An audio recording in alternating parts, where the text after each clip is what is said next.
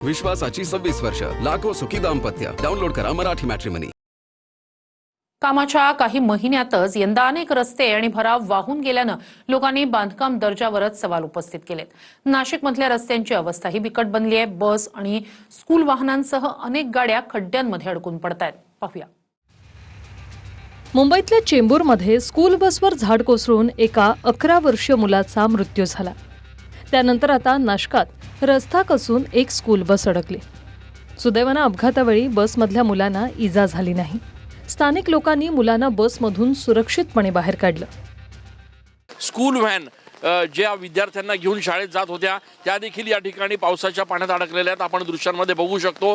हे सगळे विद्यार्थी जे आहेत ते आपल्या स्कूल व्हॅनमधून शाळेत जात असताना या व्हॅन ज्या आहेत त्या पाण्याच्या पावसात अडकल्या आणि त्यामुळे आता या सगळ्या व्हॅनला उपमहापौर विलास शिंदे यांनी एकत्र करून सोमेश्वर परिसरामध्ये थांबवलेलं आहे.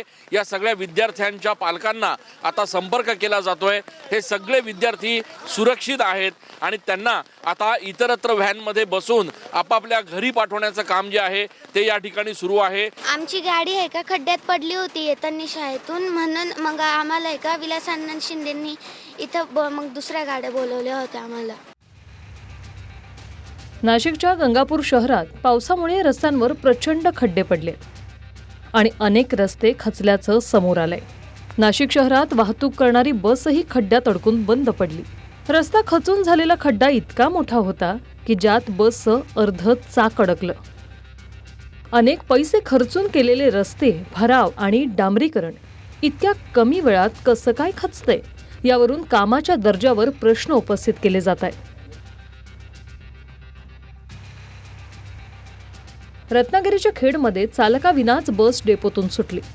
समोर बसला धडकल्यानंतर बस थांबल्यानं इतर दुर्घटना झाली नाही.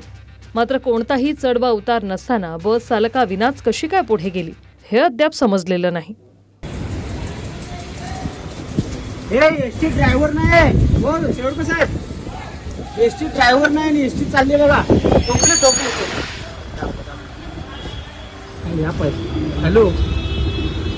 गडचिरोलीत मानव विकास मिशनच्या बसचा मागील भाग अचानक खळून पडला. गडचिरोलीच्या एटापल्लीत ही घटना घडली. मानव विकास मिशनतर्फे विद्यार्थ्यांसाठी ही बस चालवली जाते. मागे कोणतं वाहन नसल्यानं अपघात घडला नाही.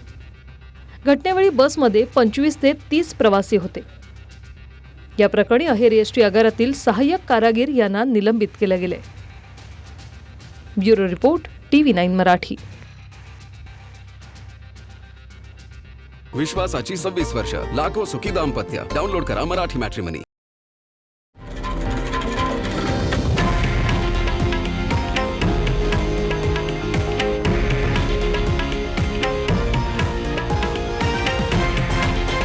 हे आहे देशातील नंबर 1 न्यूज नेटवर्क आणि आपण पाहत आहात TV9 मराठी, एकमेव.